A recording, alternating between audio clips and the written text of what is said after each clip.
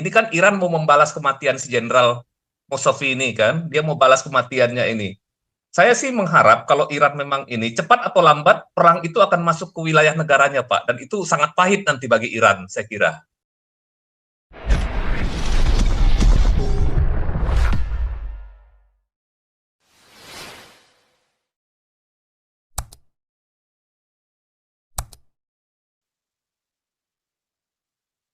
Oh, udah hilang ya Akuma ya. Oh, ada Akuma, tes suara. Akuma. Akuma. Ya, asli, Pastor. Udah Akuma ini sering dipalsu ya, saudara ya. Pak Andi, tes suara. Tadi Pak Andi sudah benar ya, Pak Andi ya. Monitor. Monitor. Mana nih? Bermesta mana bermesta? Belum masuk. Bermesta belum masuk ya. Nah, kita ini mulai banyak masuk ini. Ada Ben Alexander, saya jadikan kaos dulu ya Ben ya. Supaya aktif ya, yang aktif yang tanpa muka ini saya jadikan ini ya, supaya kalian bisa nih tanya-tanya, tes suara tanya. Tanya Nabi 29. Tanya, wah ini lagi di tes. Iya Pastor Paul, dengar. Oke, udah. Diskusinya hidup ya, saudara ya kita. Oke, kita lanjutkan ya. Saya nggak tahu nih Hatuntas ada kemana ya, tapi Hatuntas ini gila ya, saudara di orang Islam ini saking, ya itu karena Allahnya nggak bisa apa-apa, saudara. Kalau Allahnya sanggup, nggak perlu sampai mukulin, sampai gebukin Hatuntas ya, saudara ya. Ya kita ya. Orang mencaci maki saya, orang menghujat saya, karena Allah yang saya sembah, Yesus Kristus itu hidup. Makanya mereka nyerang saya, balik semua serangannya, saudara ya. Ada yang ngutukin saya, malah saya tambah moncer, yang ngutukin tambah jeblak. Orang Islam mau ngapain saya tambah hebat, orang Islamnya tambah ngenceng.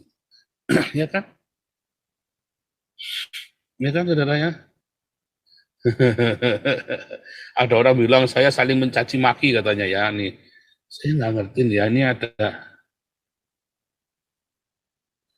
ada Ayubi ya. Ayubi channel ya. Ini ada yang aneh dengan si Ayubi ini ya, saudara ya. Dia bilang katanya saya saling mencaci maki. Saya tidak pernah mencaci maki pendeta lain, saudara ya. Katanya saya saling mencaci maki.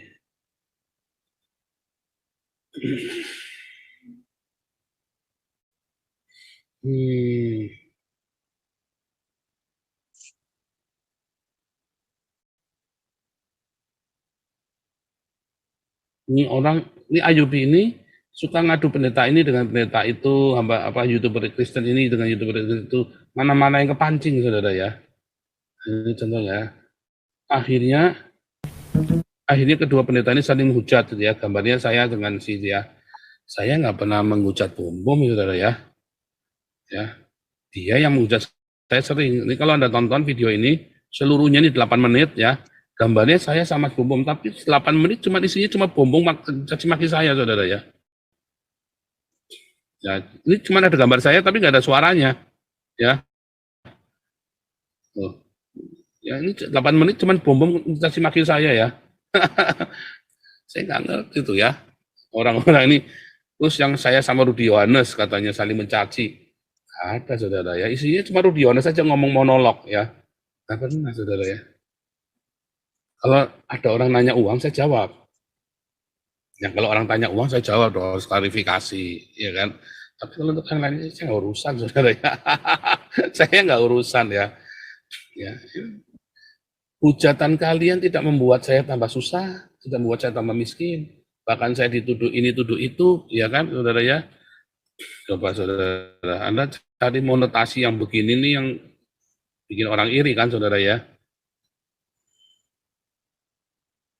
Kan? Monetasinya nih ya, penontonnya cuma 20-30 ribu saja, saudara ya. 20 ribu rata-rata average ya.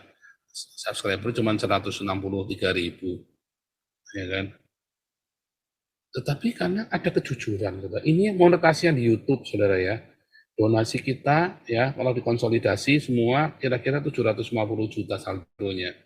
Pemasukannya tiap bulan rata-rata 300 sampai 500 juta, saudara ya. donasi yang di yayasan-yayasan kita ya. Apakah terus saya sentuh surga? Enggak. Ada yang menuduh saya katanya makan uang donasi dari YouTube, dari Damaris, dari Damar Kasih Galarwa segala macam. Ya Anda tanya sama mereka saja. Malah saya berdonasi ke mereka. Ya saudara ya. Malah saya ikut berdonasi 30% dari ini saya kirimkan kembali ke sana. Ya kan? Caci maki orang itu tidak membuat saya tambah miskin, tidak membuat orang jadi nggak percaya saya. Enggak. Jadi Anda harus belajar dari saya. Kalau Anda dicaci maki, jangan balas mencaci maki. Kalau Anda difitnah, nggak usah marah-marah. Biasa saja. Fitnah itu tidak akan membuat kamu miskin, tidak akan membuat kamu susah. Yang adalah membuat egomu kena, egomu tersinggung, iya, saudara ya. Nah, tapi kalau kamu pengikut Kristus, kamu tidak perlu merasa harga dirimu terlalu mahal. Kalau harga dirimu masih tersinggung, berarti kamu masih dicicil harga dirinya. Kamu belum lunas dibayar sama Tuhan Yesus. Ya kan? Kamu kan harganya sudah lunas dibayar sama Tuhan Yesus. Tapi kalau kamu masih tersinggungan, berarti kamu harganya masih cicilan itu. Belum lunas ya. Nggak perlu difitnah ya. Berapa kali orang mau ngasih muka pantat, lah makan uang donasi segala macam. Nggak taunya orang-orang yang nuduh itu malah yang hancur sendiri, saudara ya. Sementara di kita coba ini ya. Ini adalah ya, ini grafik ini kemarin ya. Kalau lifetime ya saudara ya. Trennya coba monotasi kita saudara ya. Trennya makin keren saudara ya. Tidak membuat kamu itu, jadi jangan takut difitnah ya. Berapa banyak kita difitnah di sini, rame-rame berjemaah ya, difitnah kita ya. Apakah membuat monetasinya berkurang? Enggak, makin kencang. Apakah viewernya berkurang? Enggak. Anda lihat YouTuber ya, si Rudi Yohanes sama Bom Bom lah, bahkan sama Saifuddin sendiri lah, ya kayak yang dulu. Ya. Apakah terus membuat saya susah? Viewernya tetap cenderung naik. Ya kan? Dulu ada si siapa itu, Dokter Akal, ya HMC, yang orang Islam itu kan, yang rajin memfitnah saya kan, akhirnya tutup gulung tikar nih, ya, saudara, dia kudu ngulang dari bawah lagi kan, ya kan? Ini Al-Ayubi aja nih, yang fitnah-fitnah saya, tapi apakah saya ikut mencaci maki, saudara, seperti tadi ya, YouTube-nya saling caci maki, nggak pernah saya caci maki, saudara ya, nggak perlu ya, saudara ya. Itu hanya klarifikasi saja ya, supaya Anda ngerti, nggak perlu panik. Dan saya nggak pernah panik di fitnah di apa, tenang saja saudara. Selama kita benar, kita jujur, Tuhan Yesus beserta, kamu tenang saja. Ikutin teladan saya saudara. Serius ya. Waduh. Kemarin ibadah hari Minggu itu adalah monotasi terbanyak kita ya. Hampir 200 euro saudara ya. Itu monotasi terbanyak yang pernah kita terima. Ya. Ibadah hari Minggu kemarin ya, abrakadabra ya, itu Alkitabiah ya, abrakadabra ya, ini kita lagi bahas. Ya, ini nggak usah panik saudara kalau difitnah, tenang saja, kalau kamu yakin kamu benar, kamu yang lurus saja. Ya. Ya. Orang-orang mencaci maki saya nggak tambah habis, saya malah tambah moncer ya, kan kita ini ya, kita sekarang tanggal 1 kita kembali berapologetika murni ya. Sudah suara kenabian sudah mau diapain lagi? Ya kan? Sudah selesai. Tapi ini kita sedang ini ya, saudara, mengingatkan ya saudara, bahwa ini adalah perlawanan terakhir. Ya. Ini salah satu orang-orang yang berapologetik, yang membuktikan bahwa Islam ngelawan dia aja nggak berdaya, apalagi ngelawan saya, saudara. Ngelawan dia aja nggak berdaya, apalagi ngelawan saya, mau diapain saya, ya. Pokoknya kamu ngapa-ngapain rugi aja, ngapa-ngapain saya rugi aja, ya. Mau dibawa kemana rugi aja, ya. Akhirnya orang Islam memutuskan apa? Memutuskan untuk tidak menonton channel saya. Himbauan terakhir dari orang-orang Islam kan bilangnya apa, saudara? Jangan nonton YouTube-nya Yosef Paul Zhang. Walau dia mencaci maki, dia apa nggak usah ditonton. Akhirnya cuma begitu doang ya, supaya kalau nggak ada monotasi kan dia berhenti sendiri, ya. Tapi kan akhirnya karena saya nggak pelit, saudara ya. Orang boleh potong-potong video saya. Mungkin yang nonton di sini cuma dikit, tapi yang di dapur sukacita, suara satu suara sangkakala, hati yang gembira, LTOM, satu teropong, ya Berapa banyak yang foto-foto video saya, ya tetap saja. Dan saya nggak masalah mereka diberkati Tuhan, saya mah happy-happy saja. Anton Jawa Tengah juga suka foto-foto video saya mah happy-happy saja. Kalau kalian diberkati, saya bersyukur, saudara. Artinya saya bisa jadi berkat. Saya miskin tetapi memperkaya banyak orang. Kalau Anda cek, ya tabungan saya nggak punya tabungan. Saya nggak punya tabungan. Ya, ya karena semua, buat apa saya punya tabungan? Saya ini hamba Tuhan, bukan pengusaha. Kalau pengusaha, Anda harus punya tabungan, artinya investasi. Saya ini hamba Tuhan, tidak perlu. Ya, investasi saya ya jiwa-jiwa, investasi saya diakonia, sekuat tenaga. Ya, nah, Anda ngelawan orang ini saja nggak bisa. Apalagi mau ngejar saya, waduh ya jauh kamu saudara ya. Aduh, sampai panik ya orang-orang Islam ya, diculik ya. Menurut saya kok dia ada satu diancam atau gimana ya saudara ya. Ini hilang ya, sudah 1 bulan ya. Sudah 1 bulan hilang ini satu tas ini ya. Satu tas. Dia bekas orang Islam ya. Anda tahu lah kalau yang biasa berapologet kenal Hatuntas ini ya saudara ya. Bentar, ini ada Tasya Manalu, siapa nih? Tasya Manalu, silakan Tasya Manalu. Tasya Manalu. Tasya. Mikrofonnya dinyalain dulu. Dah, silakan bicara. Ya, salam Pastor, salam Shalom. semuanya. Pertama-tama saya mengucapkan selamat Natal dulu untuk semuanya dan eh, ya mungkin yang dikatakan oleh Pastor benar karena udah mulai terasa ya. Kalau nggak salah waktu kemarin itu Pak Pastor bilang ada 3 yang akan terjadi di Indonesia. Pertama penyakit wabah. Yang kedua itu resesi ekonomi, yang satunya itu proksi. Nah, yang 2 ini yang resesi ekonomi dan wabah itu sudah mulai terjadi. Pertama pneumonia kan, Ya, penyakit pneumonia, pneumonia itu udah mulai di Jakarta, pokoknya di daerah Padahal Jawa. baru seminggu saya ngomong ya, baru seminggu saya ngomong udah terjadi ya. Iya. Ya Terus itu saya kaget loh, COVID, baru seminggu saya ngomong itu ya, pandemi itu ya. COVID muncul lagi, varian lama dan varian baru. Nah, itu kemarin di rumah sakit dekat tempat saya tinggal itu udah ada yang positif 30 orang. Nah, nggak tahu kalau daerah Jakarta, daerah lain saya nggak tahu. Nah, resesi ekonomi, kemarin saya udah nonton, ekspor kita menurun, surplus kita menurun. Nah, ini nggak tahu ke depannya gimana. Ada 4 hal yang ke depannya akan mengancam perekonomian. Pertama, lesunya harga minyak bumi itu turun, jadi lesu perekonomian nanti bakal jadi resesi lagi seperti tahun 2008 kalau nggak salah ya Pak ya, Pak Pastor ya. 98, apa yang kapan maksudnya? Itu 2008. yang 2008 kan resesi ekonomi Asia kan lesu gara-gara minyak bumi turun kan. Oh, gara-gara minyak bumi, ya. Nah, itu bakal Gila ya, terjadi minyak lagi. bumi bisa turun aneh ya. Iya, Saya kaget karena itu. Waktu itu saya kaget tuh minyak bumi bisa turun itu loh. karena apa ya katanya eh, negara apa ya kemarin keluarnya dari OPEC ya, sama apa namanya Cina sama Amerika cadangannya tiba-tiba banyak, cadangan minyaknya. Nah, itu saya juga merasa aneh. Pokoknya dari 70 sekian per barel jadi 60 sekian per barel, jadi turun gitu. Itu ya udah mulai lesu lah saya perhatikan ekonomi ini. Terus apa namanya sudah pada tutup usaha lah gitu. Saya perhatikan ya.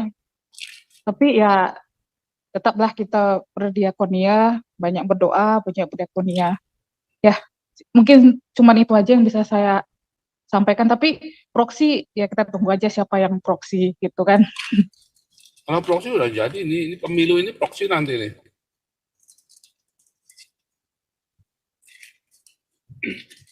Pemilu kita ini potensi proxy ya.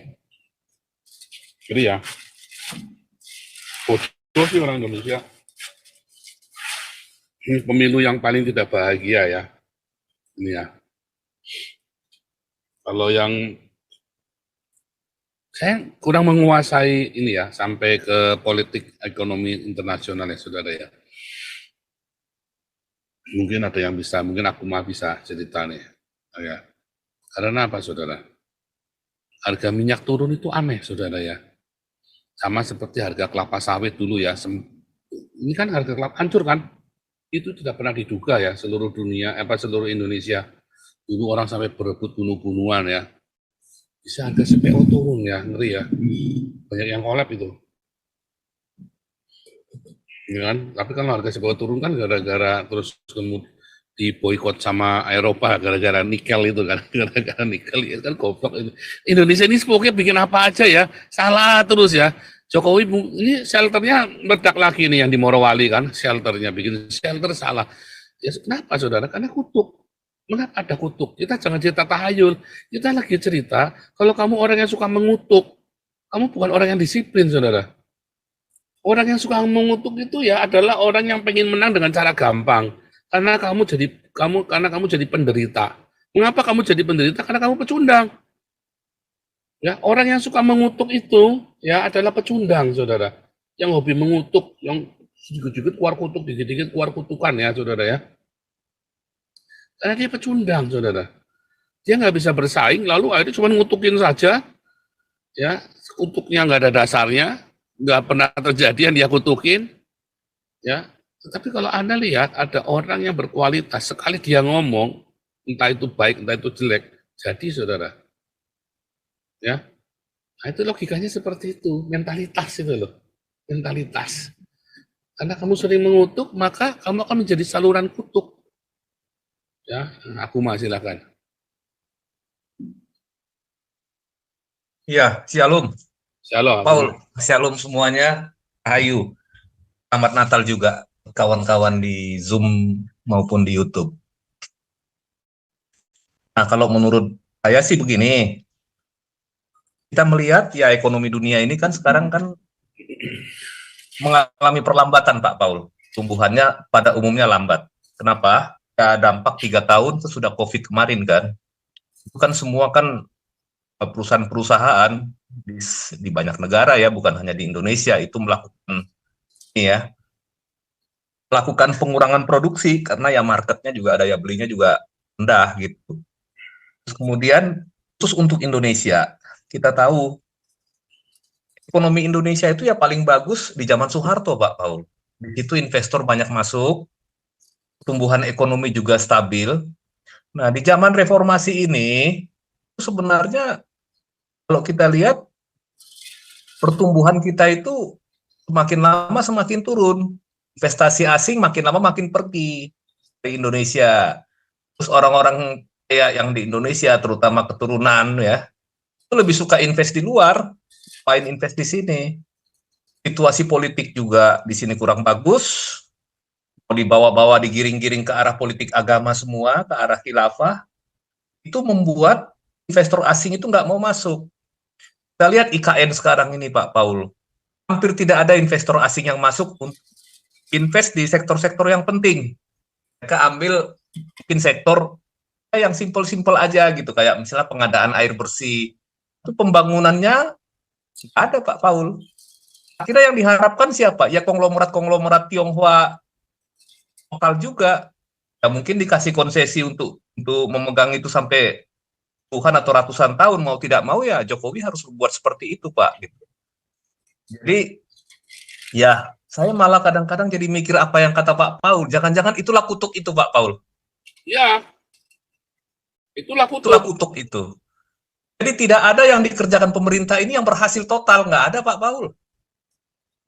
Kita bisa makan sehari-hari kebutuhan pokok ini, kemudian ini semua jalan, ya. Itu semua karena hutang, Pak Paul. Karena hutang. Selama ini Cina kasih hutang kita cukup banyak gitu ya. Cukup banyak Cina kasih hutang. Jadi ya sepertinya tidak ada masalah dari sektor konsumsinya.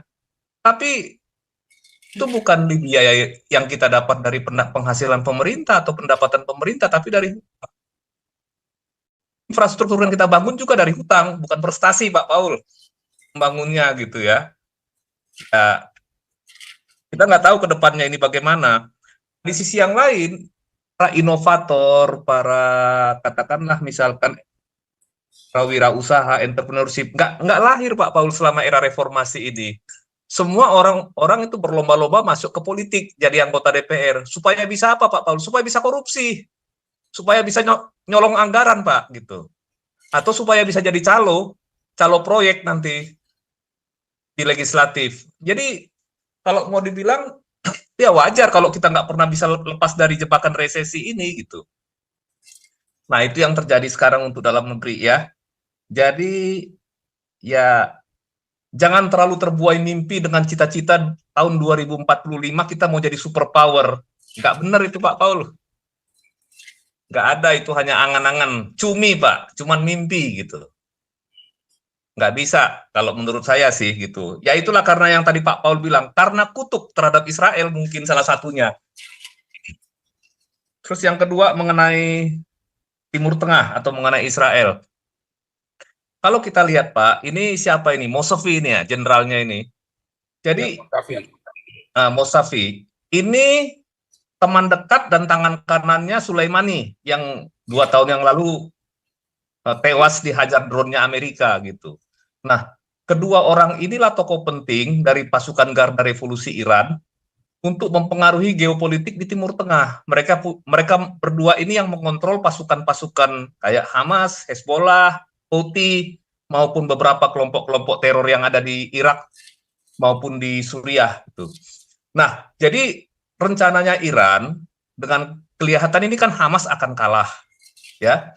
Hezbollah juga praktis tidak berani membuka front baru, dan dia juga sekarang Hezbollah itu kekurangan senjata, Pak Paul.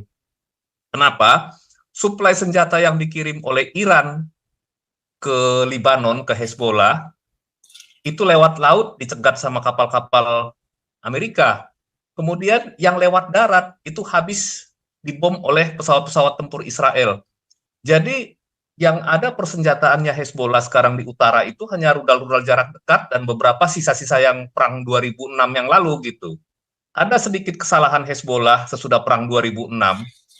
Mereka tidak siap dengan ini, dengan stok persenjataan. Jadi mereka berpikir Israel tidak akan mungkin menghambat atau menyetop persenjataan yang dikirim dari Iran di tengah jalan.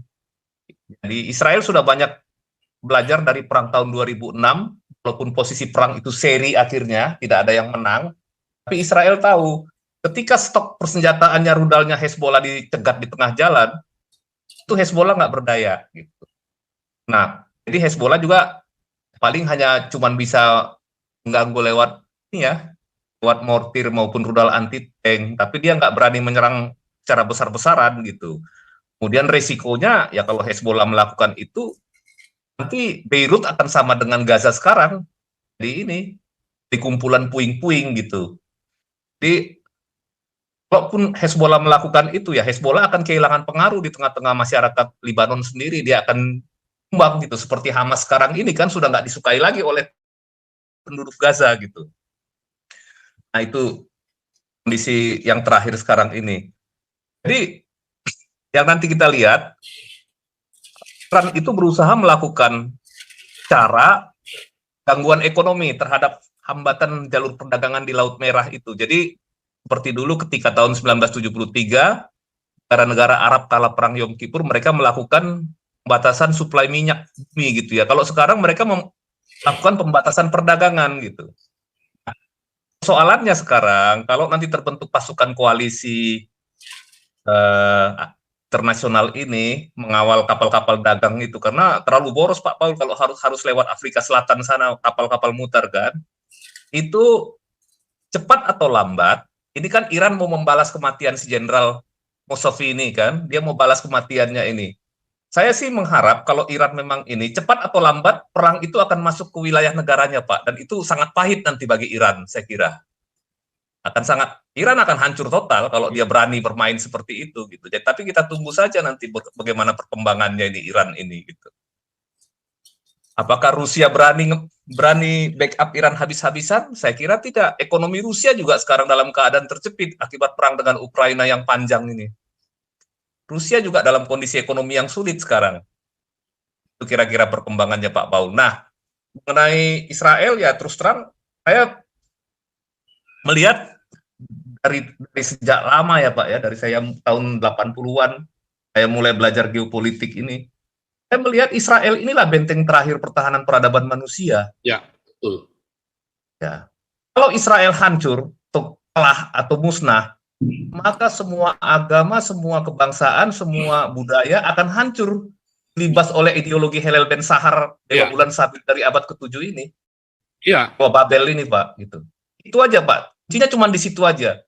Jadi Israel itu memang dialah pelindung penjaga yang diberikan Tuhan sebagai perkat kepada manusia gitu. Kalau Israel hancur, hancurlah semua peradaban manusia Pak. Orang Kristen nggak akan mampu apa-apa kok. Saya udah lihat sifatnya orang Kristen. Orang yang lain, kita lihat Majapahit, kita lihat wilayah yang lain gitu ya. Daerah yang lain, Yaman gitu ya. Yaman itu kan dulu kan daerah wilayah Kristen sebenarnya. Libanon, Pak. Eropa sebentar lagi. Kalau nggak hati-hati juga dengan kebijakan imigrasinya bisa habis. Kalah bukan secara militer, tapi kalah karena keluguan dan kebodohan orang-orang Eropa sendiri, Pak Paul. Nah, itu. Jadi, ya bagaimanapun ya, saya tetap selalu mendoakan Israel gitu.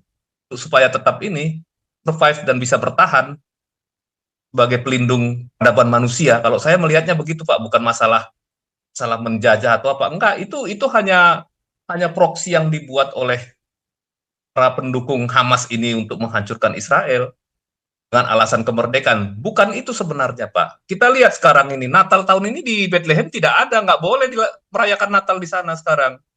Bapak-bapak lihat di beberapa channel luar.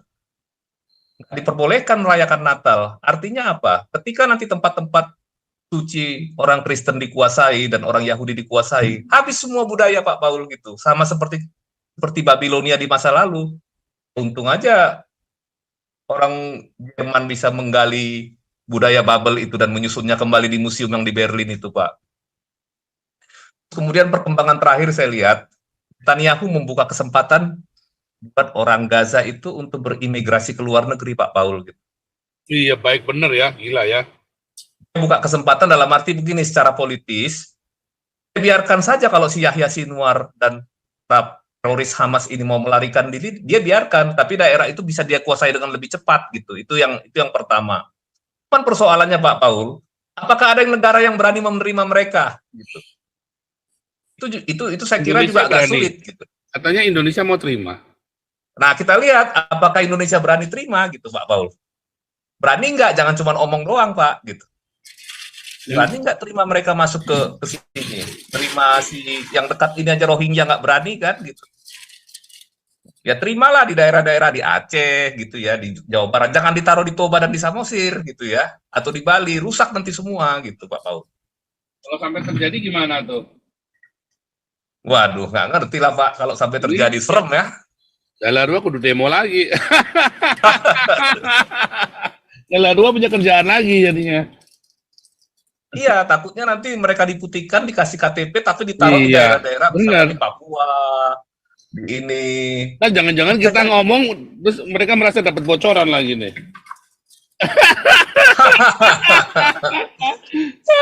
Kacau nih orang-orang ini memang. Nah, itu yang akan terjadi, Pak. Jadi ini nggak bener. permasalahan baru nanti ya masalah fungsi lagi, Pak, di dunia ini gitu. Nah, ini bukan pengungsi orang baik-baik semua, teroris semua ini yang pindah ke sana, ini ke Kanada misalnya, Pak Paul. Nah, karena begini, kalau saya melihat situasi Gaza, Pak Paul, dengan kondisi yang seperti itu, butuh minimal 5-10 tahun untuk membangunnya pulih kembali seperti semula, Pak. Itu pun kalau ada yang mau kasih dana. Israel jelas tidak mau keluar dana sepertinya. Hanya mau mengawasi secara keamanan aja. Negara-negara Arab juga saya lihat nggak mau. Saudi Arabia, Emirat Arab, dan apa itu namanya, Qatar nggak mau juga gitu. Uni Eropa nggak tahu apakah dia mau. Nah, ini kan jadi persoalan juga ke depannya. Jadi kelihatannya kalau orang yang bertahan di Gaza ya bertahan dengan kondisi seperti itu. Daerah puing-puing tak bertuan seperti itu, Pak. Dan nggak ada penanggung jawab ininya, ekonomi dan pemerintahan di situ gitu ya, di Gazanya. Ada Pak Paul gitu. Si PLO saya kira juga nggak berani, kalau nggak ada uangnya mana mau dia Pak Paul. Di mana uangnya PLO gitu kan, nggak ada. Berat. Berat, Pak Paul. Jadi kelihatannya ini nanti akan ada pengungsi besar-besaran, terutama yang paling berat itu nanti adalah Mesir. Mesir nanti yang paling Tapi banyak. Mesir udah bilang menolak, udah nggak mau, udah jelas-jelasan bilang nggak bisa. Saya Mesir kira ini nggak akan nanti mau. yang- Mesir, Yordania, karena kan mereka sudah punya trauma. Yordania kan mereka udah kudeta, Lebanon mereka udah kudeta, ya kan?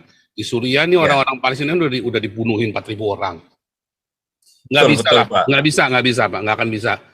Orang-orang sesama Islam ini tidak akan mau menerima sesama Islam itu sendiri kok Pak. Iya Pak Paul. Kan mereka sudah tahu ini kan bajingan semua kan, busuk semua nih yang mereka terima ini barang busuk ini kan. Iya kan? Nggak akan Betul, mau, Pak. nggak akan mau. Berat Pak. Wah ini kasih Pak Paul Dere nih, lewat nih Pak Paul Dere nih. Tadi kemarin gak dikasih ngomong, kasihan nih. Iya. Silakan Pak. Pak Paul Dere